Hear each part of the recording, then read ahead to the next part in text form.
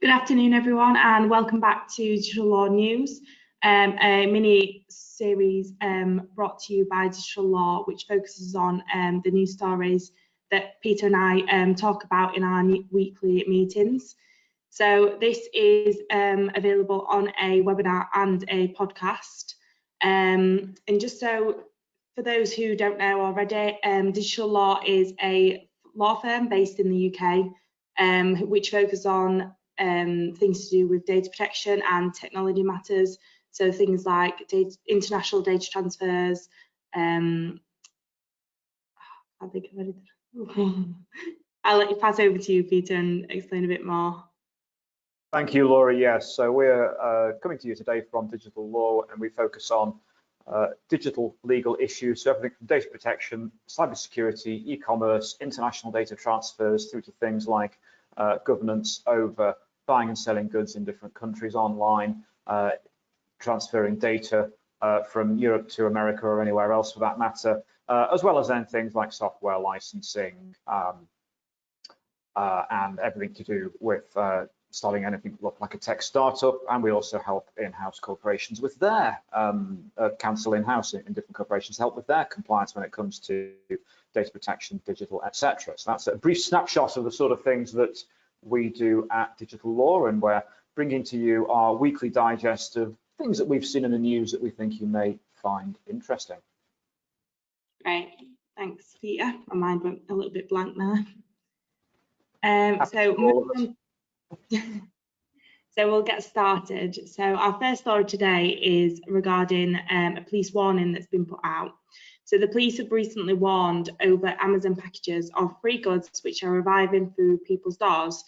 So a number of people have reported to the police that they have received Amazon packages which they haven't actually bought or ordered. In many of these cases, the sender has actually asked the person who received the item to review the product for the Amazon website, and it is thought that this is a scam to get fake reviews onto Amazon. Yes, and this draws an attention to the fact that this seems to be happening on an increasing basis. I've heard of a lot of people receiving things like deliveries of seeds from Amazon for reasons best known to Amazon and certainly not the customer. And it seems that indeed it's an attempt probably from corporations or businesses in Asia, in East Asia, who are looking for positive reviews and are then sending these products out, hoping that people will then say nice things about them, potentially. It does seem to be part of a scam insofar as you're reading these, you're receiving these items, you certainly haven't ordered them. There is the issue of, well, has your personal data then been shared further than it should have been? And it goes to the fundamental basics, really, of what is personal data being supplied for. And under GDPR, of course, the idea is that personal data is only supplied for the purpose for which it is intended. So if you go onto Amazon and you order a box of widgets or something, and along with the box of widgets, you get a bundle of seeds that you didn't want, need, or ask for, that suggests your personal data has been used for purposes that it wasn't really intended. There is also the fact that increasingly some online retailers as well will fall victim to scams where your personal data might end up being used for fraudulent purposes to open a account on a online retailer, and you might then again receive products, goods and services that you never wanted, needed or asked for. And this is happening increasingly to people. I think it's a matter of actually being quite careful as a result, insofar as what items are you receiving? Did you actually order them? If not, return them. That's what these things are there for. So don't be, it can be a bit of a pain to have to go and do it, but sometimes it is worth actually returning items that you didn't want or need. And the point as well is that, well, I think be careful as well if you are, say, in a house share where there might be 4 or 5 of you. Don't presume that something that's received that you didn't order has been ordered by someone else. In particular, if it's in the same box that you ordered something in, then it's something that you haven't ordered. So just be very, very mindful of this. It is a growing problem, and that's why the police are flagging it up. Yeah, definitely. I think the main thing to take away from this is just double check. Like you said, if you live in the house with other people, don't just assume something. and try and send it back if you can, because I know you were saying earlier, Peter, that this has happened to you before, and that they then got in touch with you and said that you had to pay money. Exactly, yes. So one online retailer said, oh, you've opened an account and we've sent you these products, which again, I didn't want, need or ask for. It was very difficult to actually get in touch with them because, of course, they didn't provide a phone number, they didn't provide a return address, and it was very, very difficult to actually get through to speak to a human being to explain this is fraud on the part of someone having taken my information and opened an account. So didn't want these items, I'm certainly not paying for them, and please stop sending. At first it was invoices for a product, and then it was that you start to get the increasingly aggressive letters demanding payments and threatening to take you to court, which I don't think they would have done for the sake of £45, but still it's not particularly nice to receive them. And it's also, I mean, in that instance, it was an online retailer that had made it deliberately difficult for someone to get back in touch with them. It was only when I started getting those more aggressive letters that you then can call a number, speak to a human being, or send an email to a human being that is actually going to get someone looking at it and taking notice, rather than just sitting in an inbox somewhere and being ignored. So it's just a matter of being mindful of the fact there are some very unscrupulous vendors out there, and then some very unscrupulous people trying to get these free reviews and using your personal data for reasons that it wasn't intended. Yeah, all right. So moving on to our next story. So this is about for those Android users. So there was an article issued advising Android users to delete some of the apps that they currently have on their phones. So this is for Android users who use an Android phone or a tablet. And there's about 23 apps on the App Store currently that were found to contain dangerous fleeceware. So this evidence is from Sophos, which is a cybersecurity expert. And some of these apps include things like JPEG converter, photo backup, wallpaper, short video, and as Peter said earlier during one of the conversations we have, there is one that is similar to the Pokemon Go app, which is a common app that's used obviously for like children or people who are a bit older who then go around hunting these Pokemon. So it is easily confused with that. So these apps are scam basically, and they can basically scan you out of thousands and thousands of pounds. Indeed, I think we're very familiar with the concepts of malware and ransomware, but this is highlighting this fleeceware, which appears to be links that will come up when these ads are opened. Sorry, when these apps are open, that then serve adverts on you that are then trying to get you to then click on them. And potentially, if you've entered payment information or credit card information on your Google account, could then start debiting your accounts as a result, literally fleecing you in the process. And this is a list of 20 odd apps.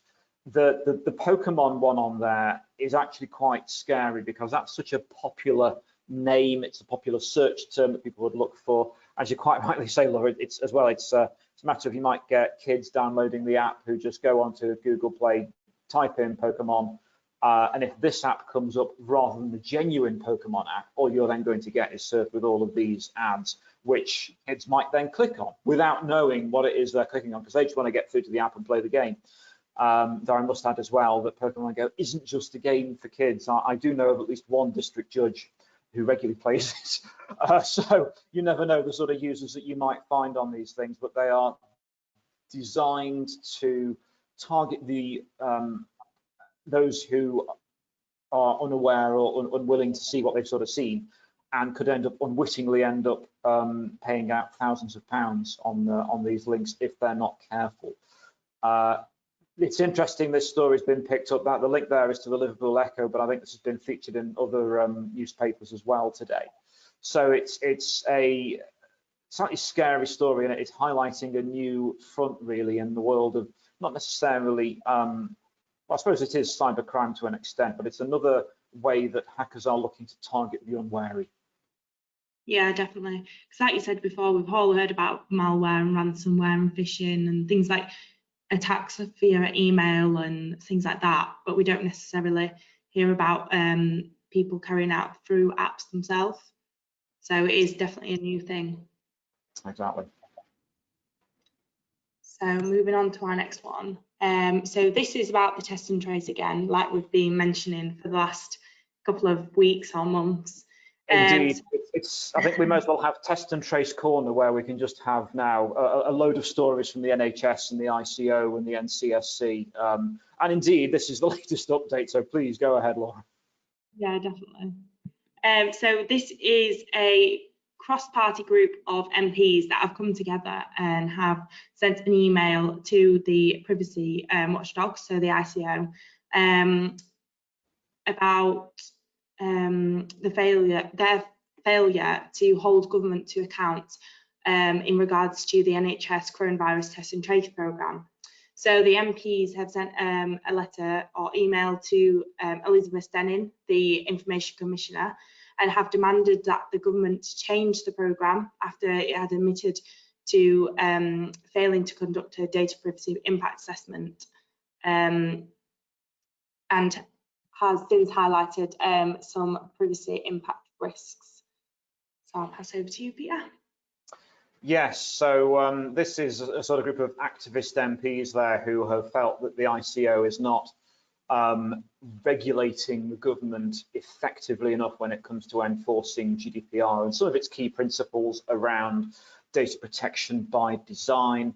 There have been persistent media reports that there should have been a privacy impact assessment on the test and trace system, let alone some of the security issues that were identified with the government's track and trace app, which after a great deal of media build-up and indeed promotion by the government was in effect stillborn, because it never really went anywhere and didn't get any further than its original trials on the Isle of Wight. And in effect, the MPs are trying to sort of draw together all of this to say to the ICO that we are concerned that you are not holding Public Health England, NHSX and the Department of Health and Social Care up to muster in the same way that a private business or other public bodies would have been regulated and would have potentially faced enforcement at this point due to the perceived breaches that the MPs are identifying. And it's quite clear here that they are therefore articulating this in quite an aggressive way, really. But as we'll then see on the next slide, the ICO has then replied in a fair amount of detail, saying where they're wrong, in effect. And we must also add that the ICO is doing this seemingly from Canada, where there was also media attention this week saying that apparently she'd spent, the ICO actually was working for many, many months as head of the UK data protection watchdog from Canada. Though, of course, given the difficulty, the ICO is Canadian, and therefore it's not beyond the realms of possibility that when international travel became impossible in the spring with the COVID-19 lockdown, clearly she was caught on the other side of the Atlantic. But demonstrating good practice with regards to data protection, clearly has been able to do her job for a period of many months with no one actually noticing this fact until August. Yeah, definitely. And like you said, the ICO have responded to this email. So like it says there, the leader of this group is Caroline Lucas, and the ICO have published their response. So they have done this publicly. So basically, the summary of what the ICO have been saying is that they have been providing guidance to the government on this issue and are continuing to do so. They have carried out investigations into the data processing that the government are carrying out and are continuing to progress with these investigations. The test and trace have now said that they will carry out an audit on the system. But I think the most important point here is the ICO have said that they are going to basically hold back on using their powers to enforce any fines or anything on the government at this stage. Exactly. It's a very full response from Elizabeth Denham, but it's that penultimate paragraph. I am therefore reserving my ability to take regulatory action where I consider relevant standards have not been met.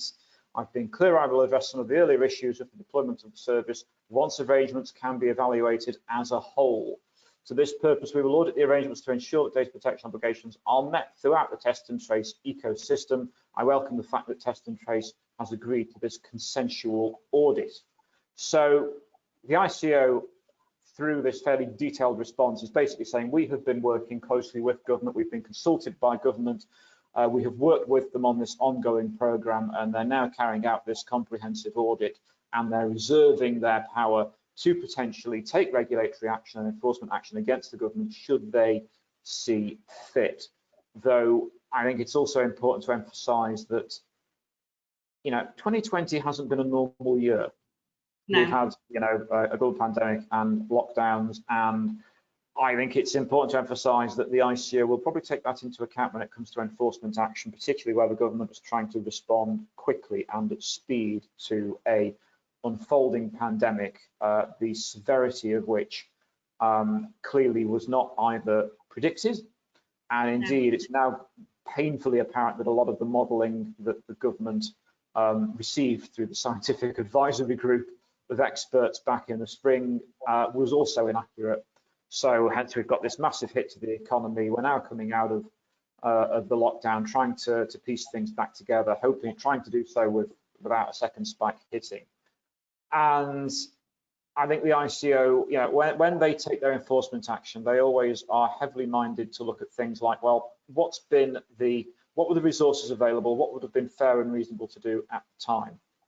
And without sort of becoming Captain Hindsight, it is very difficult to judge realistically what more or less the government may or may not have done at certain times, given the information available to it. Where I think the government is vulnerable is that quite early in the pandemic, it was trying to undertake test and trace based on the first few tests that were reported.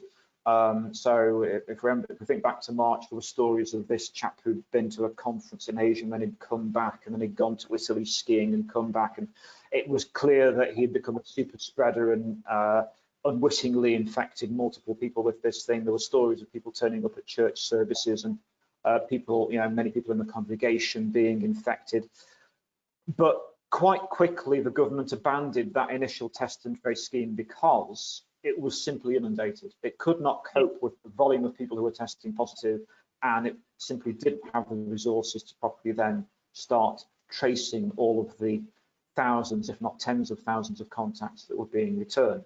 So there was then a period of a couple of months until test and trace started again, and has developed to the point where it is now, where there is the possibility to carry out several 100,000 tests a day, and then you've now got a large number of people who can perform the contact tracing, though even then that's only proving to be about 70% effective. But the point here is that the government could be vulnerable if the ICO says, well, we don't think you should have totally abandoned test and trace at the point that you did. And that's where there may, either the ICO may choose to end up carrying out regulatory enforcement action there, or indeed that's something that might be zeroed in on by any future judicial inquiry that takes place into the government's conduct in 2020 in association with this pandemic. That will be a key area that they zoom in on. But as I say, the government might turn around and say, well, here were the minutes from the scientific advisory group of experts that told us this is what was going to happen, and therefore we thought there was no point continuing with that course of action. So this will all come out in the wash in due course.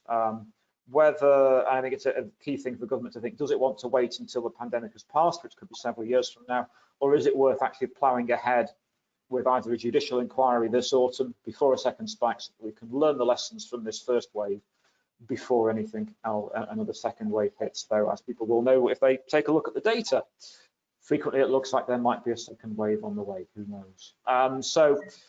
Clearly this is coming back to the fact that the ICO is watching and looking, and there is the possibility that the government may yet face enforcement action in relation to its hoarding of data during this global pandemic and the failure at times of its test and trace system.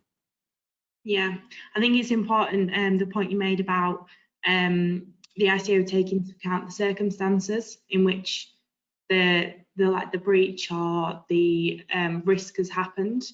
Like, we advise our clients, if it is a big client, they need to do more, whereas if it's a small client, you don't necessarily have to do everything that you would be expected to do as like a big organisation. Exactly, Laura, quite right. And it's also a matter of, when you look at the regulatory enforcement issued by the ICO regarding GDPR, so far it's been quite egregious breaches where it's clear that, you know, there was either legacy IT or there wasn't enough money being invested and spent on compliance, and that's where the ICO tends to have a problem. Difficult when you are the government and therefore you are taxpayer funded, in effect almost limitless resources. It will be down to the government, so down to the ICO to say, well, what was reasonable and effective in terms of the measures required at this point. But I think instead they would look at the speed and the perceived danger to public health at the time. I think that could weigh quite heavily on any decision making. Yeah, definitely, I agree. So moving on to our next story. So this is about China. So about their quest to protect data privacy. So it might be commonly known that we've been speaking about things to do with the Chinese government and things like that over the last couple of weeks in regards to TikTok and Huawei. But I found this quite interesting because a lot of people assume, because of the risks that TikTok and Huawei are known to have in terms of privacy and things like that, a lot of people assume that China don't have any data privacy laws in place. However, an article, so this was published by the Telegraph, I think, shows that there actually is, they are moving towards a more, a better data protection policies, similar to those that are in place in America and Europe at the moment. Indeed, and that's the reason why I've included this. I thought it was a very interesting article because it shows the fact that even in a country like China, which, you know, we've been looking at some of the concerns raised by other governments in relation to the fact that China is an authoritarian government. It's not as though we've got a parliament through which elected representatives can raise concerns on behalf of the people. It is still clear that the public in China have been concerned by this outcry over the death of this individual and the need for greater privacy protection to stop hackers and stop scams. And whereas we've tended to think that China's been a sort of a place where there's no proper regulation of intellectual property and data protection laws and widespread government surveillance, in fact, this is showing the pressure that can be applied when you've got an increasingly large middle class in China that is increasingly wealthy, that's wanting to go and buy nice houses and cars and aspire to a higher standard of living with each successive generation, be able to send their children to different universities, very often outside of China, in the UK. And indeed, many of them are here in Sheffield, in South Yorkshire. It highlights that still pressure can be brought to bear, and it looks like the Chinese government is now moving towards implementing privacy standards similar to those that you would expect to see that you find in America and Europe. We aren't looking at anything like GDPR in terms of a regulator and massive fines, but we are looking at a general increase with regards to privacy protections. What that will look like in terms of how it balances the issues of privacy against government surveillance, which is proving to be a major touch point both in Europe and America, will be interesting to see, because that will be a major challenge for the Chinese authorities, given their bulk data collection and bulk surveillance activities, as well as the bulk censoring of people's social media posts by the Chinese state on different platforms. So it will be a significant challenge to bring in something like this, and it will be interesting to see what they do. Though we should also point out that there have been movements in China. They do have a cyber security law that imposes minimum standards on those providing infrastructure, so servers, etc., with regards to privacy and security. So the fact that they're then looking to establish greater consumer and data subject protection here is kind of in line with that gradual progress. There has been a lot of hysteria about China, I think it's fair to say, in recent months, everything from concerns with regards to, as you say, Laura, with regards to Huawei and TikTok. But despite those, it's interesting to see that there is still this movement towards greater privacy protection in China. Yeah, definitely. And I think, like we said before, this is probably one we're going to continue to follow and see how long it takes and the process that they go through. Indeed. So moving on to our next one, so staying on data protection. So this is regarding the data breach that was on Twitter in 2018.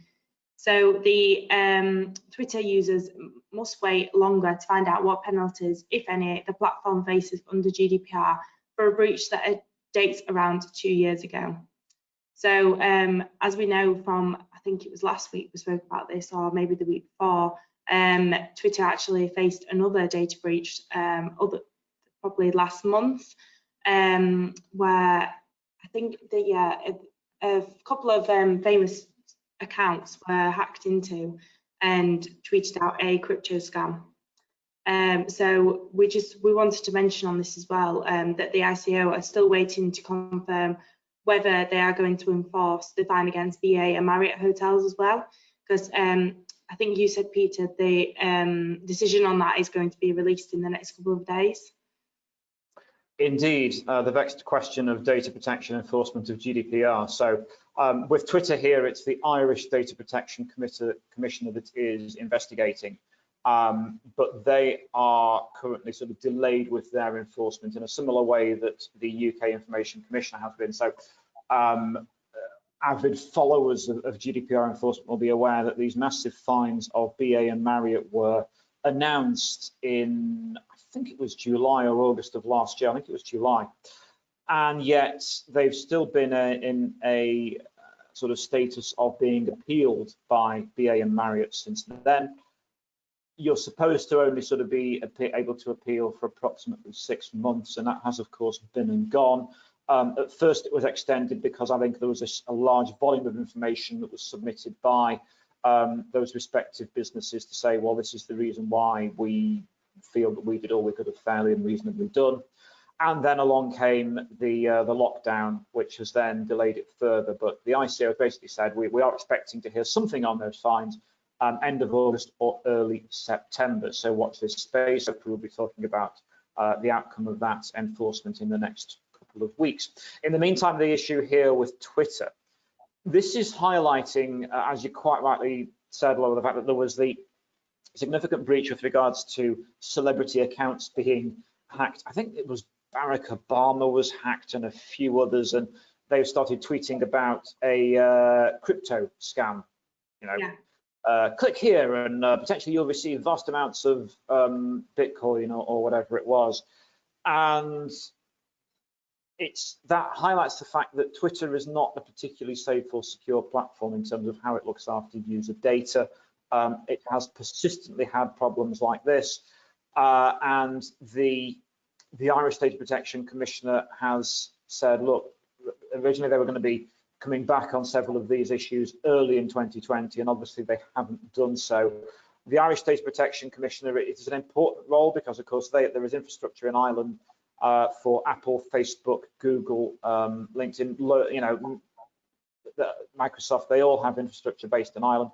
So the Irish DPC has, to be honest, a pretty thankless job in terms of trying to effectively being the figurehead for the regulation of these tech giants in Europe.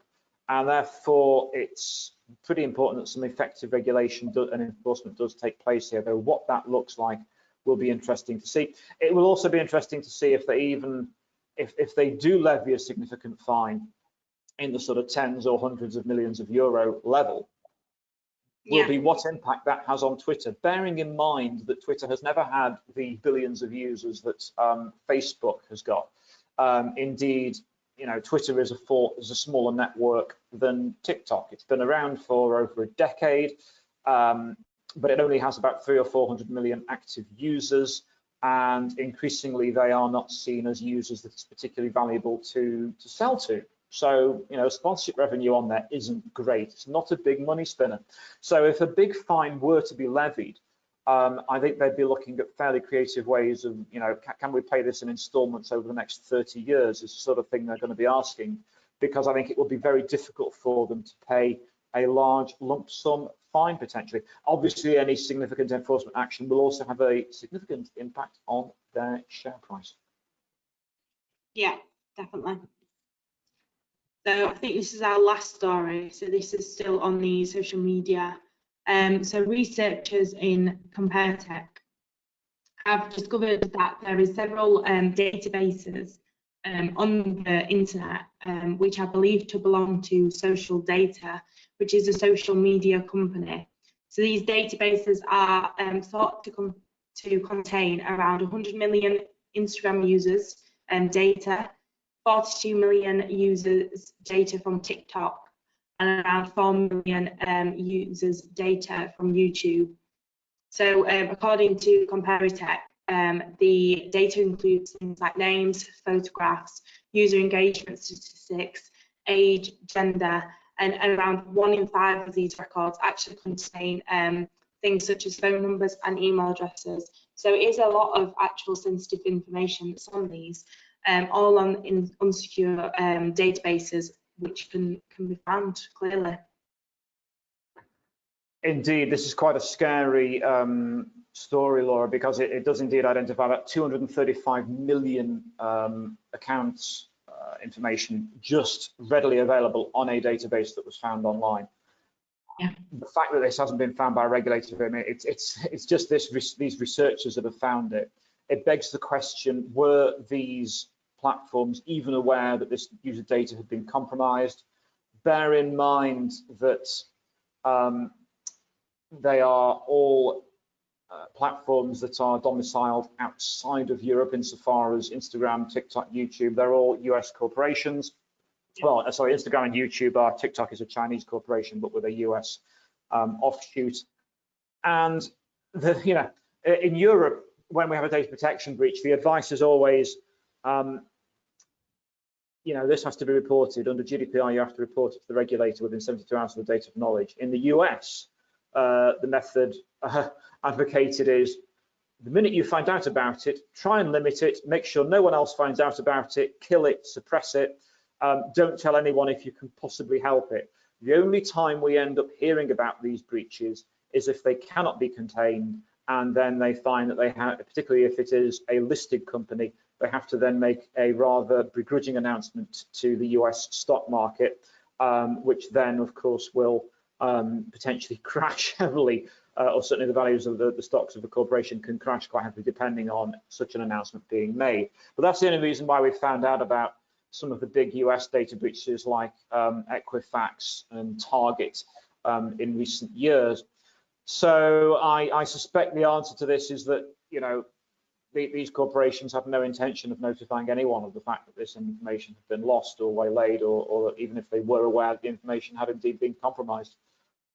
The other scary thing is, as you identify there, Laura, the fact we're looking at names, photographs, analytic data in terms of how often you may have been on YouTube, or how often you've uploaded a video to TikTok, or even how often you've looked at the TikTok screen and which videos you ended up liking in the process. That we're talking about that sort of granular data here, as well as photographs, age, gender, date of birth, phone number and email addresses. This is sensitive information. I mean, if all it takes is a date of birth and an email address and a name, and someone can run off and potentially open a credit card in your name.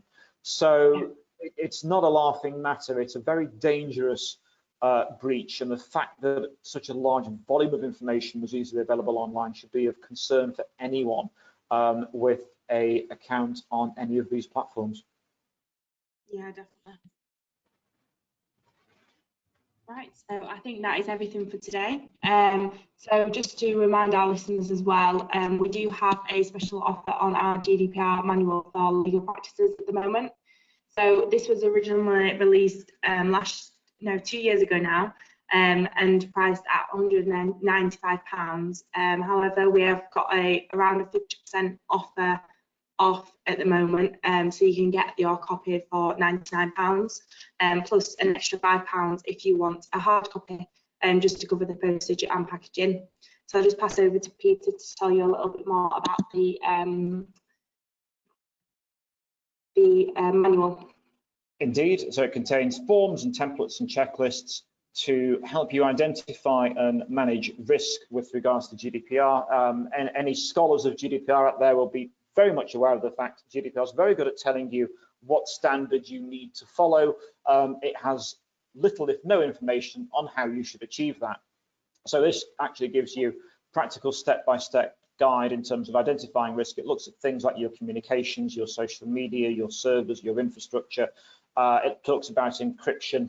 It talks about standards. It talks about being able to bake into the way that your organization operates mechanisms to be able to demonstrate ongoing compliance with GDPR, which is, of course, what the whole game is about. So that if the worst should happen and you ever found that you were on the receiving end of an investigation from the ICO, you could turn around and say, look, we were doing everything we could have reasonably been expected to do because we were doing all of these different things. What more could we have done? So this is very much designed for legal practices, but we have found that every others engaged in professional services, such as accountants, etc., have found this manual useful. And to be honest, there's a lot of general good advice in there for any organisation that's looking to get a grip on its use of data protection. So I can highly recommend it as a result. Great. So that's everything for today. So just a little reminder, this is available on demand as well. So we do these webinars on a weekly basis at 4 p.m. on a Tuesday. However, it is uploaded then to our YouTube channel, our website, and podcast channels as well. So yeah, you can either watch it live or catch it on demand after. So thank you for listening. Goodbye.